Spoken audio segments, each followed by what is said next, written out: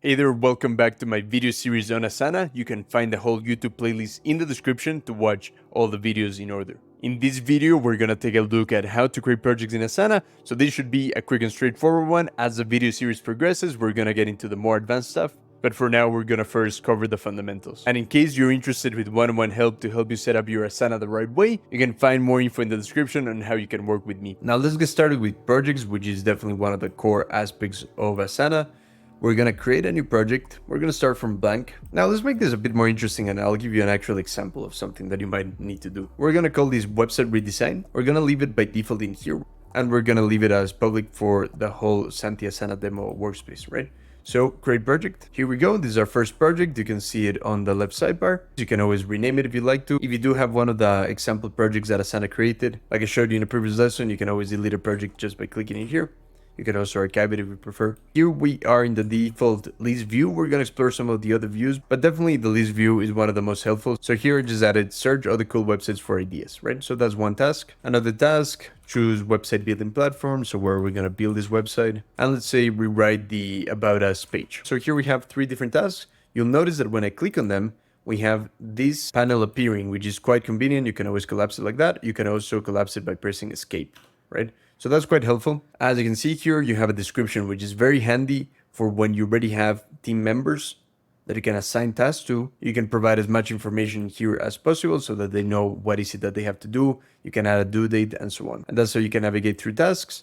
Now, in this list view, you're also able to very easily reorganize in which order these tasks are important. That's a nice visual way to see what should be done next. In this project, because we don't have that much going on, I haven't really added sections. That's something that as your project grows, depending on the needs of your project, you might want to explore sections. But we're going to cover that when we take a look in one of the next lessons at my tasks, because that's where I believe sections really play a huge role.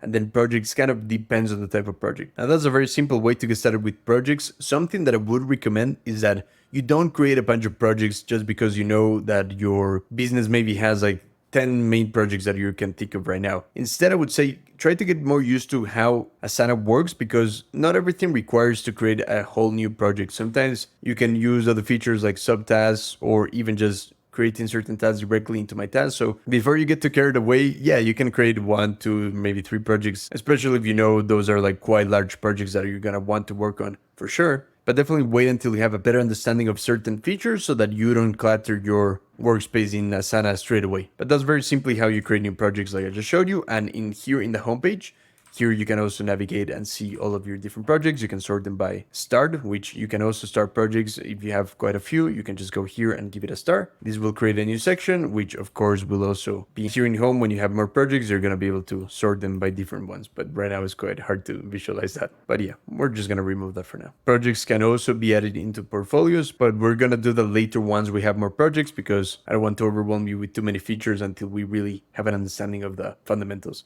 As you can see already, there's a lot of really cool features in Asana, but let's take it step by step. Projects is definitely one of the key features that you're going to want to learn first. And in the next video, we're going to go straight into my tasks, which is one of the core things that makes Asana incredible. So we're going to explore that next. There you go. So that is the fundamentals of projects. If you have any questions or any specific aspects of projects that you would like me to discuss next in this video series, feel free to leave me a comment so that I can address that in upcoming videos. Like I mentioned before, if you'd like some one-on-one help, you can check that out in the link in the description. You can there take a look if I have any slots available to book a one-on-one call. That way we can see if we're a good fit before we start working together. Now here you should see the next video in the series. We're going to get started into how to create tasks and how to organize it with one of the best features in Asana, which is the My Tasks section. That is really going to help you keep everything organized. So check that out next and I'll see you there. Bye.